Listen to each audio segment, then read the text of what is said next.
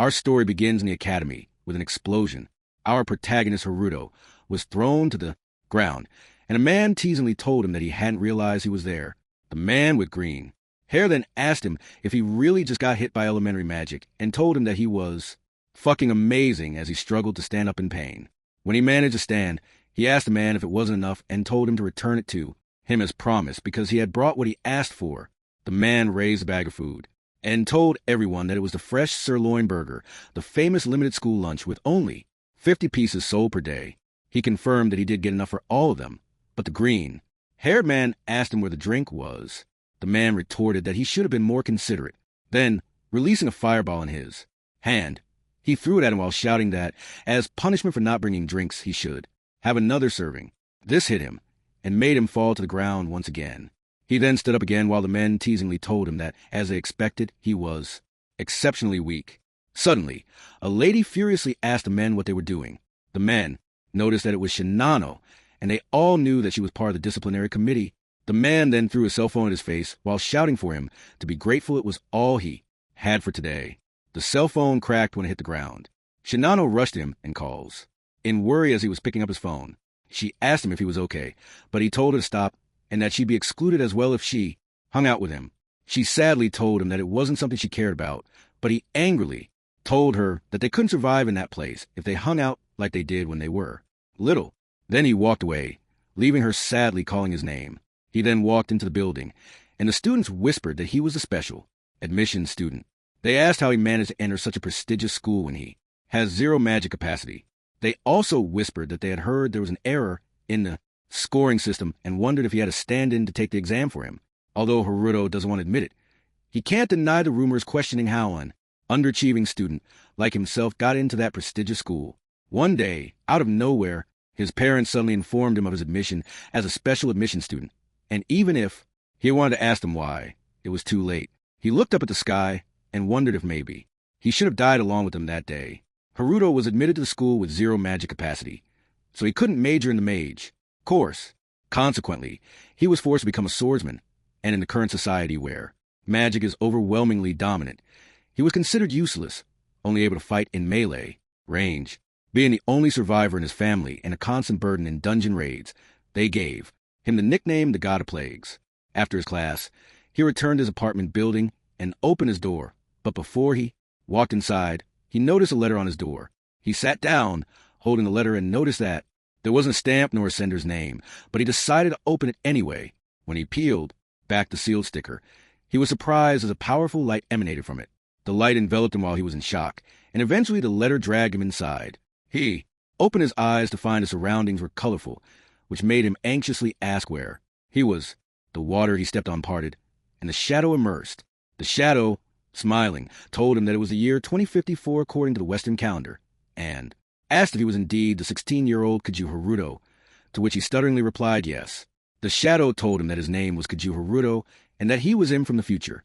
He explained that he was sending the letter from the future, and that in 10 years he would become a mage able to manipulate space and time. However, waiting that long was too much, so he decided to train him right there and then to become a grand mage of space and time. Haruto stared at the shadow, wondering what the man was saying. His future self told him he knew he was skeptical because he was him, but insisted that a picture was worth 1,000 words, and just once he should do as he tells him. His future self then instructed him to enter the F-rank dungeon, Shinjuku Imperial Garden, alone, and said he would speak to him again after he had done it. The shadow then disappeared. A moment later, he entered the Shinjuku Imperial Garden, an F-rank dungeon. He knew that a clear dungeon like this one didn't really have anything worth taking. He then told his future self that if this was some kind of prank, he should know what would happen. His future self replied that he could burn and tear the letter as he liked, and instructed him to go straight and turn right at the end, clenching his teeth in frustration. He followed the directions, and a moment later, he faced a wall. He told his future self that he had reached a dead end and asked if he could burn him now, but his future self simply told him to put the letter into the slit in the wall. He sighed and inserted the letter into the slit. To his shock, the slit lit up and the wall moved aside, creating enough space for him to walk through. He walked inside, having never heard of something like a hidden route. Suddenly, something bright lit up the dark hidden space, and then he saw a huge crystal tied by a chain. His future self told him that it was a skill cube and asked him if it was the first time he had seen one. His future self then ordered him to touch it and acquire the skill. He walked closer to it with apprehension and touched it, but then his future self apologized to him. Suddenly, the skill cube cracked and turned red. Then a purple light appeared around the skill cube, and a hole opened above him. It began to suck in the blocks around him and started to form something in midair. When it finished sucking in the blocks at high speed and forming the object, the smoke slowly disappeared, revealing a huge form in front of him. He was stunned in horror when he saw glowing eyes, and then a golem jumped closer to him. It stared at him with its one bright eye, and he wondered if it really was a golem. But then it attacked him swiftly, hitting him and throwing him away in pain. With blurry eyes, he wondered what was happening and if he had been scant.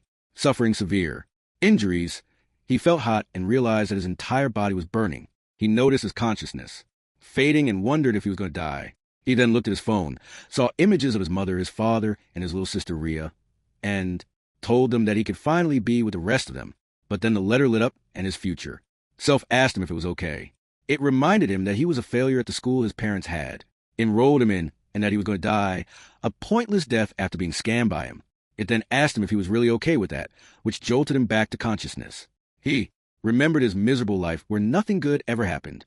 However, he realized that it was just his life, and he had convinced himself that this was how it was supposed to be. So he had given up. He replied that there was no way he would be okay with it, and it told him that if that was the case, he should resist, survive resiliently, and change his miserable life. When the golem's attack was about to hit him, he didn't avoid it and was killed, but he still managed to defiantly tell it not to mess with him in a place like this. Suddenly, the system displayed a hidden quest in the Shinjuku Imperial Garden, an F rank dungeon, and he had met the requirement for the Mage of Space and Time's indomitable spirit. Therefore, his adventurous death was canceled, and his physical body would undergo a rollback. He then opened his eyes, confident that he would survive. When he met the requirements, the skill cube shattered into pieces, releasing a powerful force that headed straight for where he was lying. The powerful force hit him directly, and in the golem's eyes he was standing. His body was surging with strong electrified power. The system then showed that he had acquired space-time magic, along with quick body, material rewind, and stop chain. It also indicated that he had obtained the space-time mage's passive skill, level 1 potential unleashing, with a plus 30% boost.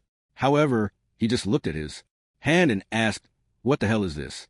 His future self explained that taking a shortcut to his awakening required potentially fatal, harsh conditions.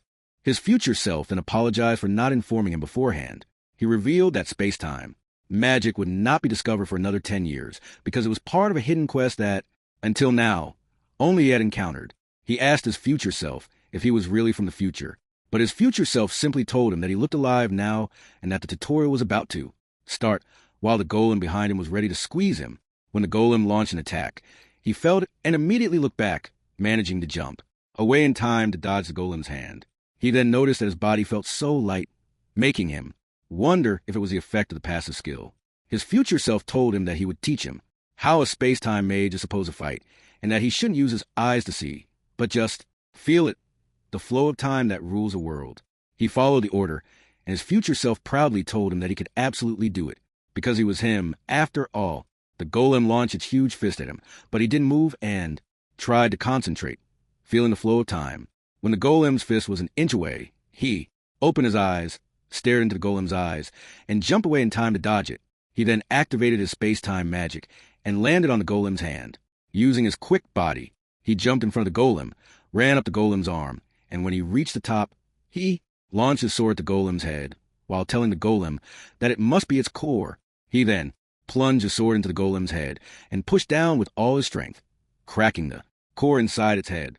Gradually, the golem's head cracked further until it exploded into pieces. He descended to the ground and walked away while the golem's body shattered behind him.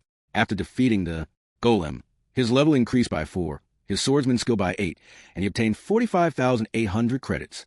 As he stared at the system, his future self asked him if he believed him now and called him God of Plagues. He gripped his sword tightly and replied that somewhat he did. His future self then told him that for the next necessary step, he should exit the dungeon. He asked his future self if there was still something else left to do, to which his future self replied yes, and that there was just a little deeder for him to make. They were going to where Shino would be killed by a monster today. He stopped walking upon hearing this and was shocked when he realized what was said. He then asked his future self to repeat what he had said. His future self explained that he was talking about his childhood friend Shinom, who, along with some friends, would enter the Aikikuro D-rank dungeon today and be killed by the extra boss monster. He positioned his feet, as his future self urged him to go save Shinom and change the future. His future self then called him a mage of space and time as he rushed out of the dungeon. While he was rushing, his future self told him that on May 23rd, 2054, in the Western calendar, in the deepest part of the Aikikuro D-rank dungeon, an unexpected appearance of a C-rank extra boss would result in the death of Shinom Rim. Despite her party member casting a rescue spell, there were no other adventurers around, and hence, they were completely wiped out. Although Shinom wasn't entirely at fault, before his future self could say more, he shouted at him to shut up. A moment later, he arrived in the Aikikuro D-rank dungeon. Exhaustedly, he asked his future self why he hadn't said anything earlier, but his future self merely asked him back if he wasn't the one who had wanted to avoid associating with anyone else, because anyone he came into contact with would meet with misfortune. He reminded him that this was also the reason why he was rather comfortable being shunned, and asked him why he was so angry on another's behalf. Suddenly, he was stopped by a momentary pause as goblins surrounded him, but his future self told him to stop acting as if he had suddenly become enlightened. He grabbed his sword from behind his back, and when the goblins leaped together to attack him, he slashed them swiftly. His future self told him that the world could be changed by his actions, but he just told his future self to shut up and that he would do whatever he wanted. His future self replied that he understood and that this was a response he was looking for. As a reward, he would teach him an application of space-time magic. Meanwhile, on the deepest floor, a huge explosion could be heard along with screams, and Shinom was thrown into midair. She slammed on the ground while her friends watched in horror. They worriedly called her name, but she couldn't stand up because of the pain. When she opened her eyes, she saw the C-rank extra boss, Dark Sentinel, in front of them. A man shouted that they hadn't been informed about it, and a lady who was trying to call for help shouted in panic that it was no use because there was no response to the rescue spell. Another lady urged them to calm down and told them that if they all attacked at once, they had a chance of winning.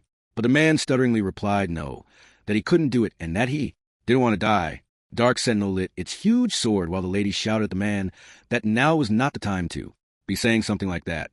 But then Dark Sentinel swung its sword toward them and it hit all of them, throwing them into midair together. Shinom managed to sit up and was shocked to see that all her friends were down on the ground. Many had collapsed, but then she saw one of her friends still alive and begging for help, so she pushed herself to stand and attack the Dark Sentinel with her firepower. She managed to hit it in the head, but it didn't even scratch the Sentinel, leaving her stunned in horror. The Dark Sentinel raised its sword, and as it swung down toward her, she closed her eyes in tears and shouted for someone to help. Fortunately, he appeared just in time and used a stop chain skill to halt the Dark Sentinel's attack. He then asked her if she was all right. She opened her eyes, stunned to see him there, but he simply faced the Dark Sentinel and told her to stay back. He deactivated his stop chain skill, grabbed his sword from behind, and jumped away to dodge the Dark Sentinel's sword.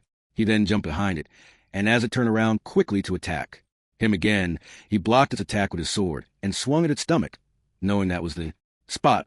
But his attack was merely blocked by its armor, making him realize it was too hard. The Dark Sentinel launched another attack, which he blocked with his sword, try his best to compete with it. Unfortunately, his sword cracked under the force and broke in half. The Dark Sentinel stared at him in anger, making him curse under his breath. It then gathered power from its eyes and pointed at him, releasing a strong power that caused an explosion. Using his quick body skill in time, he ran away and appeared behind it. Knowing that his sword didn't work on its armor but was effective on parts not covered, he realized he needed to focus on its head. The Dark Sentinel turned around, and he immediately launched his broken sword at its head. His future self reminded him that his sword was going to break, but he simply replied that he knew. He then used his material rewind skill, and as his sword began to repair itself, he launched it at the Dark Sentinel's head, which was gathering power again. The tip of his sword struck the Dark Sentinel's eye just in time, piercing through to the helmet. The head then became powerless, and he managed to land safely on the ground. His future self then told him that it seems he had changed fate itself, while Shinom stared at him in shock and confusion. A moment later, Shinom rushed to him, asking what in the world was going on and shouting at him to explain. But she decided to thank him first for saving her and her friends. He told her not to worry about it and pleadingly asked her if she could keep his secret for now. She thought for a moment and asked if, in other words, that would be a secret just between the two of them. He confusedly replied yes, that it would be like that. She smiled upon hearing it and then asked him what the source of his strength was earlier. He was about to reply when his future self told him that he wanted to keep future branching routes to a minimum and abstain from making any careless comments about space-time magic. He stopped upon hearing his future self, but asked Shy Gnome if she could keep what he was about to tell her a secret too. She looked at him in confusion, but he explained that a lot was going on, and he didn't want to stand out. His future self then suggested that he should deceive her somehow, which Shy Gnome overheard, and asked if the voice she just heard was him. Shocked, he replied that it was not him at all, and he didn't know what she was talking about. He then glared angrily at the letter, and swore to kill his future self later for it. He sighed and told Shy Gnome that he wanted to try out a special swordsman skill he had been training with forever, but since it was still incomplete, it wasn't something to tell everyone about. She smilingly replied that she understood, and if that was the case, she would keep the secret, making him sigh in relief, knowing that he had somehow managed to deceive her. Just like that, Shy Gnome Rin's supposedly fated death was averted, and at the same time, Haruto was able to obtain overwhelming magic and power. Haruto knew he couldn't change the past, but he could continue to change what was yet to come. Suddenly, someone called him God of Plagues, and when he looked back, he saw the bullying man at the door, calling him and teasingly laughing at him. A moment later, one man told him that he heard he went into the Ikebukuro dungeon yesterday, and a guy he happened to see told him that he just ran home, powerless, without being able to be of any use. Another man teasingly told them that it seemed they even ran into an extra boss and had to take a training session with it, which made them laugh. The man asked his friends who was expected of the God of Plagues, but Haruto was just busy, wondering who the witness was besides Shy Gnome. The man then told him that a buddy of his was also there and ended up being carried to the hospital with severe injuries, so the hospitalization expenses would be hefty. The man then gestured for money and asked if he understood what he meant by that. He then demanded that he pay up, and in return, they wouldn't tell anyone about it. The man then asked him what he had to say, but he remained silent, infuriating them and prompting them to demand he say something. The man then conjured fire in his hand and reminded him that he would become their target for practicing attack spells again. He shouted that he had had enough, which made the man stretch his hands in anger and ask him to repeat what he just said. Defiantly, he reiterated that he'd had enough and asked them if they were deaf pieces of trash, which enraged the man and his companions. They launched in, attacking him in anger while calling him a bastard, but he was thankful for his increased stats, as he could clearly see the scumbag's movements. He then swiftly attacked them one by one. He stopped behind them. They all looked around in horror, wondering what was going on. He told them to listen well, and warned them not to come near him ever again, or else the same thing would happen. He was holding their wallets and a lighter. One of the men shouted that those wallets were theirs, but he simply lit the lighter and told them that it was a promise between them and him. He then seriously asked them what they said, to which they all mouthed in fear. After that, they all ran away. He thought they wouldn't mess with him anymore and decided to go back to his class. A moment later, he was sitting in the class, noticing that their next class was magic capacity measurement. The teacher announced that they would begin that semester's magic capacity measurement immediately and called his Nate. He replied yes and stood up to walk to the front. He knew that his intrinsic magic capacity was almost zero, but he wondered how things would turn out now that he was a space-time mage.